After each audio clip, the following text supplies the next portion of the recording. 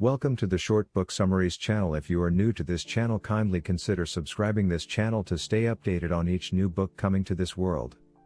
In case you like and want to buy this book, the link is given in the description below. Now enjoy the summary.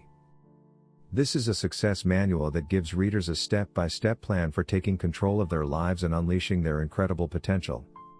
The book consists of 12 lessons. Your attitude is your window to the world. You're a human magnet. Picture your way to success. Make a commitment and you'll move mountains. Turn your problems into opportunities.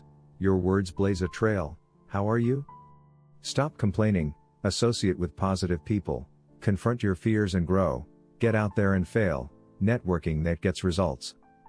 The book shows how author Jeff Keller used these principles to make a career transition from lawyer to motivational speaker, and shows readers how they, too, can make positive changes in every area of their lives.